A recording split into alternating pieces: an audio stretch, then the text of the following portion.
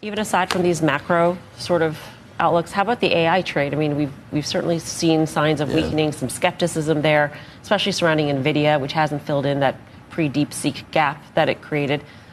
Where does that stand? How important is that for this next move forward for the bottoming process? I mean, I think technology is still important for the next few years. You know, in our sector weightings this year, it's number 3. So financials, industrials, first and second. But I think it's just digesting a lot of the prodigious gains the last 2 years. But I don't think AI spending is really going to weaken. I know investors have a lot of good news baked in. So I think the market, if it does resume a move higher, you think it's the same leadership, or there has been some rotation away from some of the Mag 7 and financials have looked strong. Will it look different, or will the winners come back with a vengeance? Yeah, I mean, in January, the first, let's say, five weeks or so, that leadership was different because it was a lot more tech outside of the Mag 7, and it was financials, and it was some mid and small caps. I think once we're through this rough patch, that's the kind of leadership we think will. All right, you want to make some. I don't know why we told you people you were going to talk about Bitcoin, but now that we did, you do need to talk about it. I mean, it's come back a little bit. What did you attribute the move down below 80 to? Just that it's Bitcoin? What do you want? Yes. I would say what's interesting is Bitcoin's not had negative headlines in February, but it was down. But I know our technician, Mark Newton, had talked about this being a cyclical downturn in Bitcoin through the end of March. So he was talking mid-January, getting down to 62. The weekend... 105 to 62. That's just Bitcoin. Yeah, it's a typical... Do the math, though. It's like, yeah, in a month, 105 to 62. Yeah, that's a test of the resolve that hurts bulls, right? People that buy at 105. Yeah, but as you know, Bitcoin makes all of its gains in 10 days. So if people sort of try to time this, they're going to miss out on a chance for Bitcoin to go back to its highs. And by the end, at some point in this year, you think it gets, because last year you thought it might get to 150 or even higher, right? Yeah. I think it's going to do better than 150 this year. You do? Yeah. U.S. dollar? Yes. What? 150. Hungarian forint? Yeah, I mean, like, I don't know. Something that's a lot less than $150,000. That's it's a lot better than higher than 150. That's right, because it's becoming more widely held. Yeah. You know, if Citadel starts trading it, it starts to have more broad acceptance. Okay. Tom Lee, thanks. Thank you. Don't be a stranger. You're not, but come back again. Thank you. Tom Lee, the head of research at Fundstrat, has suggested in a revealing conversation with CNBC that the market may soon hit rock bottom, but not for Bitcoin. He suggests this will possibly happen as soon as this week. This prediction comes at a time of economic turbulence, with global figures like President Trump and the ongoing DOGE program playing pivotal roles. Amidst these developments, Bitcoin and the Nasdaq 100 have showcased notable fluctuations. Welcome back to Investocracy Crypto. The second theme I want to highlight is Bitcoin. I think it's going to get to at least 250,000 next year, but I think that's a low forecast. It could do significantly better. The third is what I call animal spirits returns. Now, this may not sound very familiar to you, but it's a very common word that's used in U.S. equities. When people talk about animal spirits, they're referring to a statement made by Milton Friedman, which is that economies boom when companies have animal spirits. What he means by that is when they have confidence. And it's this new administration, the Trump presidency, that is giving companies a lot of confidence. And the fourth thing I want to highlight is that we think a lot of our existing themes that we've highlighted for our clients become even stronger next year. And this leads us to stock picking. Stock picking has done very well the last couple of years, but it's been mainly a result of picking the large Mag 7, NVIDIA, Tesla, Google, Meta, Netflix, etc. We think in 2025, stock picking is going to lead to many other names outperforming. And the opportunity, therefore, is for investors to find some of these names and see some very strong returns. Actually, I'm going to highlight this chart. You might wonder, what could go wrong? And I think that there's a positive wrong and there's a negative wrong. The negative wrong, meaning the risk to the stock market, I think, is actually going to be policy. We asked both our hedge fund clients, which is Fundstrat, and our retail clients, FS Insight, what they saw as the biggest risk to markets in 2025. And as you can see, 57% of hedge funds said it was Trump tariffs or deportations, and 43% of FS Insight. Investors believe the biggest risk to markets comes from the Trump presidency itself.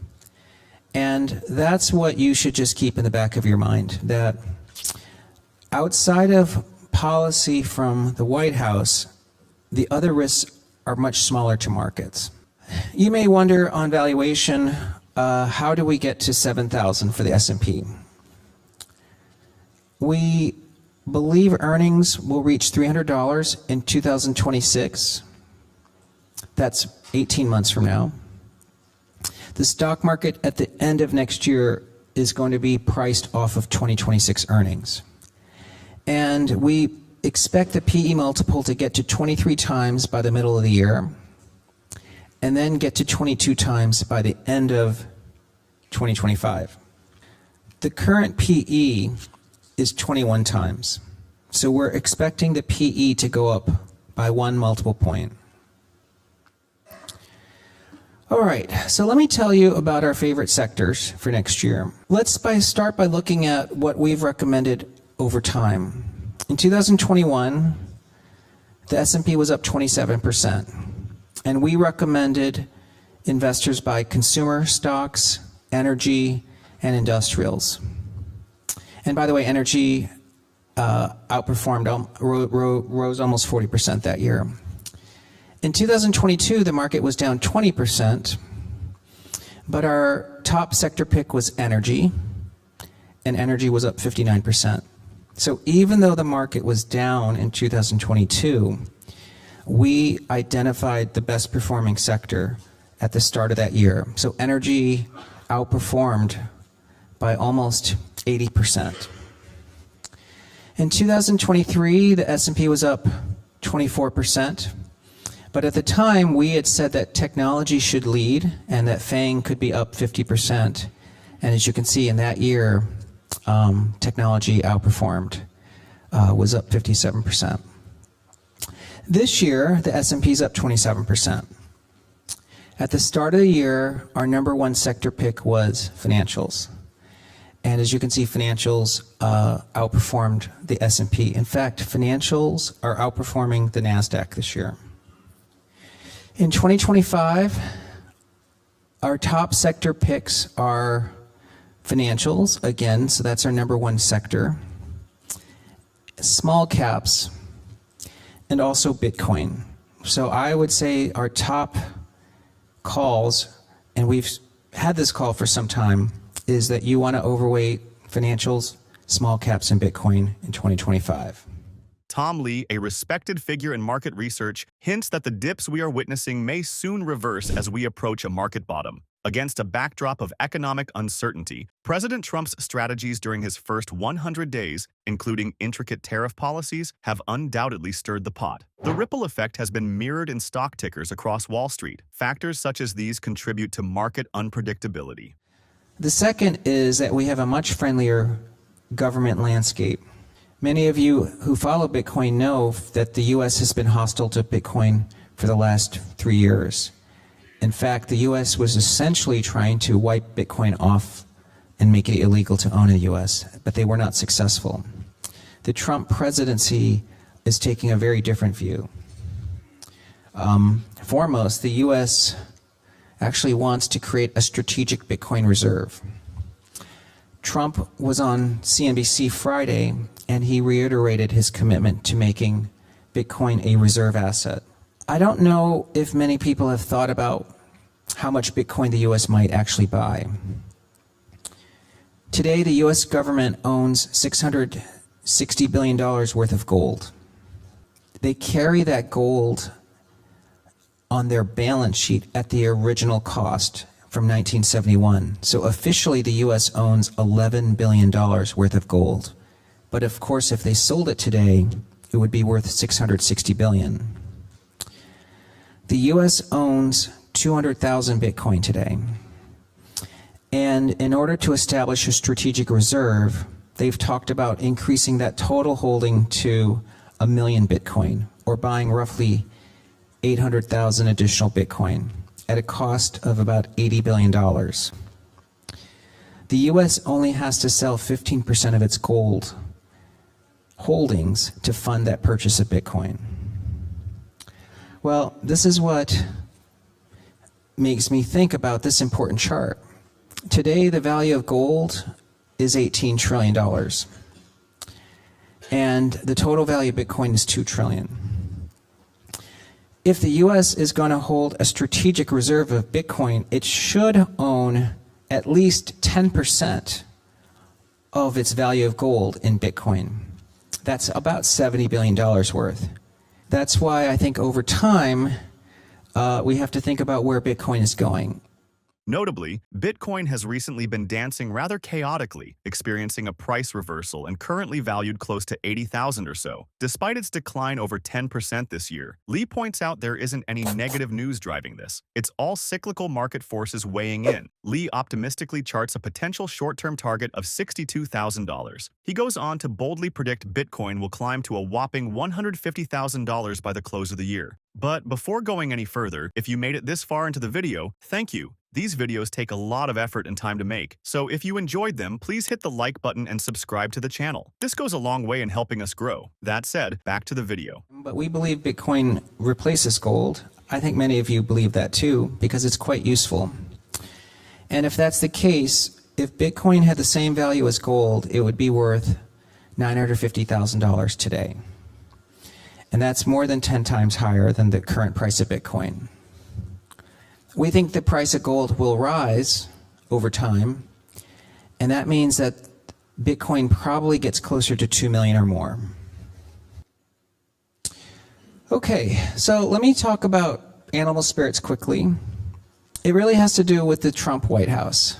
He's been welcomed by U.S. equity investors because Trump is a second-term president, but this time entering the White House with the ability to create a completely new cabinet.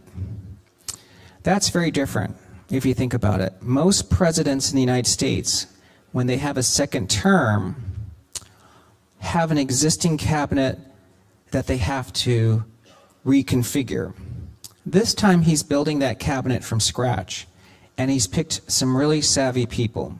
Tom Lee's forecast suggests not just survival, but an avenue of growth within the undulating market turbulence. Bitcoin's potential climb provides substantial allure. Its current position could very well be an attractive entry point before a possible ascent beyond $150,000 by year's end. But what do you think? Share your thoughts. And finally, if you would like to know more about cryptocurrencies or specifically Bitcoin, go ahead and click on the next video on your screen. See you there.